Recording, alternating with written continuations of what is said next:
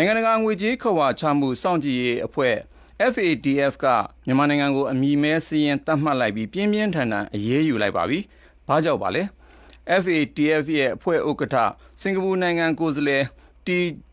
ီရာဂျာကူမာကတော့မြန်မာနိုင်ငံအနေနဲ့လိုက်နာဆောင်ရွက်ဖို့လိုအပ်တာတချို့ကိုနှစ်ကာလကြာရှည်စွာမဖြည့်ဆည်းနိုင်တာကြောင့်အခုလိုဆုံးဖြတ်လိုက်ရတာလို့မနေ့ကထုတ်ပြန်တဲ့ကြေညာချက်မှာဖော်ပြပါတယ်။ဒီလိုအရေးယူမှုထဲမှာလူသားချင်းစာနာမှုဆိုင်ရာကိစ္စတွေကိုတော့တီးသန့်ကင်းလွတ်ခွင့်ပေးထားပေမဲ့အခုလိုအရေးယူခံရတာကြောင့်ဘယ်လိုသက်ရောက်မှုတွေရှိလာနိုင်ပါသလဲ။ကိုဝင်းမင်းကဆက်သွယ်မေးမြန်းတင်ပြထားပါတယ်။ဟုတ်ကဲ့ဒီကမ္ဘာလုံးဆိုင်ရာငွေကြေးခဝါချမှုစောင့်ကြည့်ရေးအဖွဲ့ FATF ဥက္ကဋ္ဌ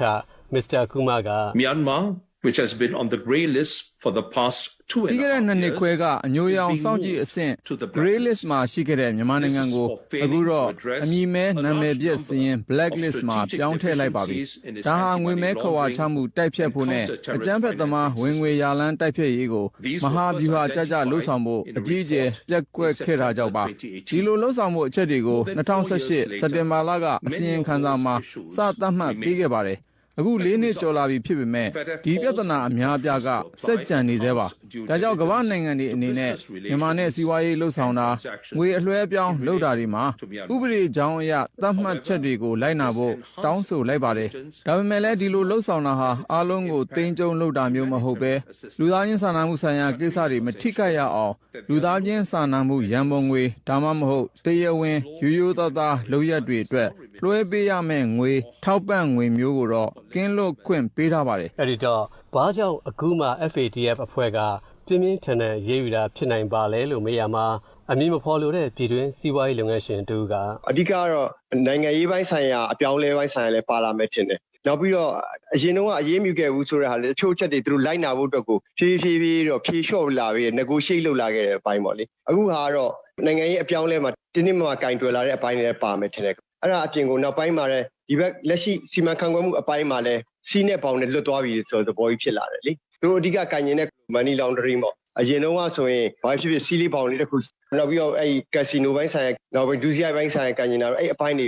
ကတော်တော်ကြီးကိုစီးလို့ဝါလို့ဘောင်လို့ဖြစ်လာတဲ့အတွက်ကြောင့်မလို့ပြင်းပြင်းထန်ထန်အများဆုံးကင်တွယ်လိုက်တယ်လို့စပါတယ်အခုလိုပြင်းပြင်းထန်ထန်ရေးယူလိုက်တာကြောင့်အကျိုးဆက်ဖြစ်လာနိုင်တာကိုလည်းဒီစီးပွားရေးလုပ်ငန်းရှင်ကပဲအဓိကတိုင်းပြည်ရဲ့စီးပွားရေးပေါ့စကားစားနဲ့ပတ်သက်တဲ့စီးပွားရေးတက်နဲ့ပတ်သက်တဲ့စီးပွားရေးအပြင်ကိုပုဂ္ဂလိကစီးပွားရေးလုပ်ငန်းတွေပါအကြီးအကျယ်ထိခိုက်တော်မဲ့သဘောကြီးဖြစ်နေတယ်transaction ဆိုတာအားလုံး transaction မရှိဘဲနဲ့ကျွန်တော်တို့အယောင်းဝယ်လုပ်လို့မရတာအဓိကဗမာပြည်ရဲ့ transaction မှာပြဿနာအကြီးကျယ်တက်လာပြီးဆိုရင် trade တွေမှာအခုပြဿနာတက်ပြီအဓိက export တွေ import တွေပေါ့နော်အဓိကနောက်ပြီးတော့ငွေလွှဲငွေထုတ်တွေပေါ့ကျွန်တော်တို့ business group တွေပဲရှိတယ်နောက်ပြီးတော့ပြည်တွင်းက individual တွေရဲ့နိုင်ငံခြားမှာဘန်ဆိုင်ရင်ဖွင့်တဲ့ဟာတွေအတွင်းအထုတ်တွေပြဿနာအများကြီးတက်မဲ့ဟာရှိတယ်ပေါ့နော်နောက်ပြီးတိုင်းပြည်အတွက်လည်း investment တွေဝင်လာဖို့အတွက်ကိုတော့ထပ်မလွယ်တော့ဘူးအဲ့ဒါအပြင်ကိုလက်ရှိ investment တွေမထွက်အောင်ထိန်းနိုင်မှလည်းပြဿနာအကြီးကျယ်တက်ပြီပေါ့ဆိုတော့လက်ရှိတိုင်းပြည်လုံးအတွက်ကတော့အဲ့ဒါဆိုတော့မွေဖမ်းပြီဒီပေါ်ဗုဒ္ဓဦးနေ့ကလုပ်ခဲ့တဲ့ American သုတေသနအဖွဲ့ Stimson Center ဆွေးနွေးပွဲမှာ National War College အမျိုးသားစစ်ကောလိပ်ကပါမောက္ခ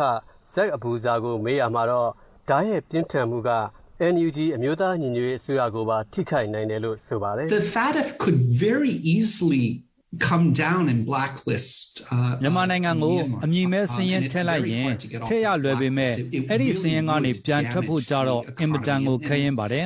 ်နိုင်ငံရဲ့စီးပွားရေးကိုလည်းတကယ့်ကိုထိခိုက်နိုင်ပါတယ်ဒါကစစ်ကောင်စီကိုတာမက NUG ကိုပါထိခိုက်နိုင်ပါတယ်အမေရိကန်အစိုးရက NUG အပေါ်အထောက်အပံ့ပေးဖို့ပိုခက်ခဲသွားပါမယ်ဒါအပြင် NUG အတွက်ပြည်ပရောက်မြန်မာအတိုင်းဝိုင်းကရတဲ့ရန်ပုံငွေတွေနဲ့ပတ်သက်ပြီးဥပမာချက်သမရနိုင်ငံက crypto digital ငွေကြေးငွေတိုက်စာချုပ်တွေကိုဝယ်ဖို့ဖြစ်စေတခြားငွေတွေကိုလည်းတနေရာကနေတနေရာကိုရွှေ့ဖို့ဖြစ်စေခက်ခဲသွားပါမယ်။ဒါအပြင်နောက်ပိုင်းရှေ့ဆက်ထိခိုက်လာနိုင်တာကိုလည်းပြည်တွင်းစီးပွားရေးလုပ်ငန်းရှင်ကပဲနောက်ပိုင်းကတော့တကယ်တမ်းကျွန်တော်တို့ရှေ့မှာသွားတဲ့လက်ရှိကမ္ဘာမှာတော့အမည်ပြည့်စင်းတွင်ခံနှစ်နိုင်ငံပဲရှိသေးတာကိုမြောက်ကိုရီးယားနဲ့အီရန်ပေါ့နော်ဆိုတော့ဗမာပြည်သားတတိယတနိုင်ငံအနေနဲ့ကတော့ပြဿနာအကြီးကြီးရှိတယ်လို့ထင်တယ်။ဘာဖြစ်လို့လဲဆိုတော့လက်ရှိမြောက်ကိုရီးယားနဲ့အီရန်မှာလက်ရှိခံနေရတဲ့အနေအထားကိုကျွန်တော်တို့ကဒါသိကြတယ်အဲ့ဒီတိုင်းပဲကျွန်တော်ဖြစ်လာတော့မယ့်သဘောဖြစ်နေပြီလေ ဥမာကြည့်မယ်ဆိုရင်အခုမြောက်ကိုရီးယားပြောစရာမလိုတော့ဘူးเนาะသူကအမောင်ချထားတဲ့အတိုင်းပြီးဆိုတော့အီရန်အခုဘာကြောင့်မို့လို့အမေရိကနဲ့ EU ကိုခေါင်းညှိပြီးအတင်းစစ်ဆက်ညှိနှိုင်းမှုလုပ်နေရတယ်ဆိုတော့အဖြေရှိပါတယ်သူတို့ဒီမှာ resource ရှိတယ်ရေနံဆွဲ resource ရှိတာတော့မှဘာကြောင့်မို့လို့အသေးအတန်ပြန်ညှိပေးဖို့အတွက်ဆိုတဲ့ဟာဒီ